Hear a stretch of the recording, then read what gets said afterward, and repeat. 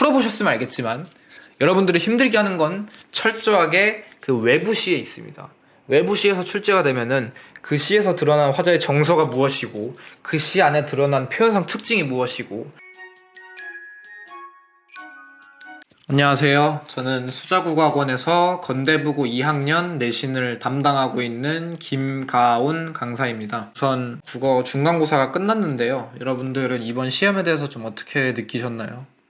상당히 어려웠었죠.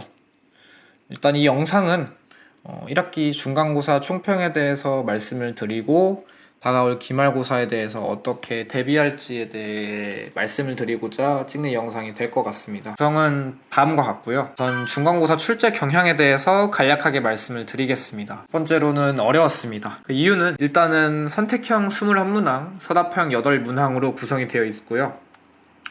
어려웠던 이유를 말씀을 드려보자면 외부 지문이 상당히 많이 나왔습니다.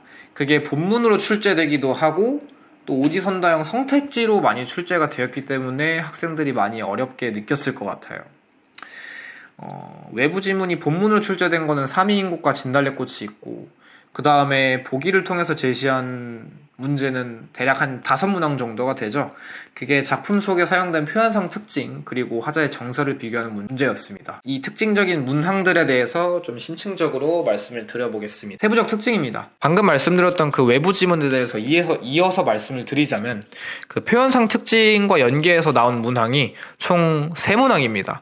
일단 3번 문제를 보시면 의인법과 연계해서 오지선다형 문항으로 출제가 되었고요. 그 다음에 특이하게도 추상적 관념의 구체화 표현법에 대해서 2문항이나 오지선다형으로 외부 지문을 넣어놨고요. 그 다음에 마지막으로 화자의 정서를 비교하는 문제로서 8번 문항에서 외부 지문이 오지선다형으로 출제가 되었습니다. 지금 여기서 도합 4문제나 그런 식으로 나왔다는 걸 알 수가 있는데요. 물론 각각의 선택지가 짧기는 해도 그 시들을 다 합쳐보면 이제 20개의 시가 되잖아요. 그게 학생 입장에서는 굉장히 거부감이 들었을 거라고 저는 생각이 들거든요. 그래서 이번 시험이 조금 어려웠던 이유는 가장 큰 몫을 하는 게 이것이 될 것 같고요. 그 다음에 또 하나는 이제 본문에서 지문이 출제가 되었는데 대망의 삼이인곡이죠. 사실 삼이인곡은 송미인곡 단원에서 학습 활동으로 그게 수록이 되어 있기는 하지만 여러분들이 응시한 시험에서는 3인곡이 수록되지 않은 부분이 출제가 되었죠.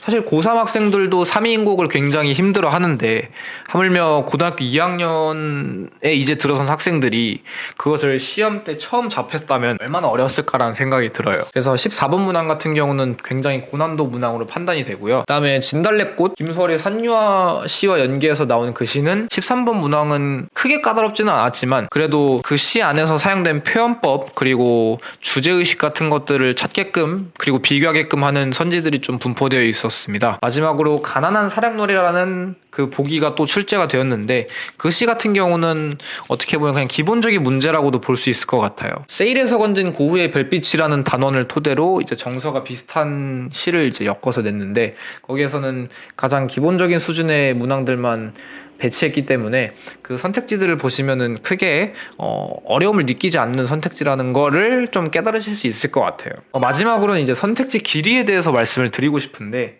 이 부분은 여러분들이 실제로 시험지를 보시면 모두 다 그렇다는 건 아니지만 선택지 각각의 길이가 길게는 3줄짜리가 있습니다.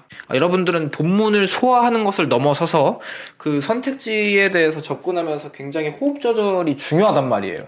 근데 이번 시험 같은 경우는 그 선택지를 접근하면서 그걸 정보를 처리하는 능력이 굉장히 중요했던 것 같습니다.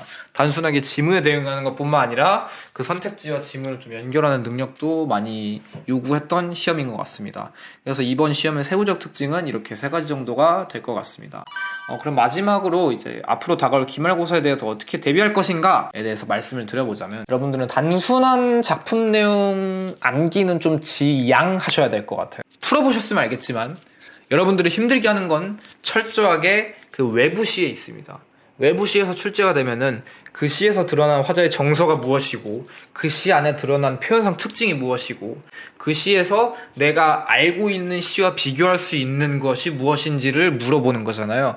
그래서 평소에 공부를 하실 때 그렇게 위험한 방식으로 그냥 암기만 하시지 마시고 좀 반드시 좀 사고력을 증진시킬 수 있는 좀 낯선 작품들을 접해보면서 여기에서 스스로 그 사용된 표현법, 정서 같은 것들을 좀 판단하는 능력을 기르셔야 될 것 같아요.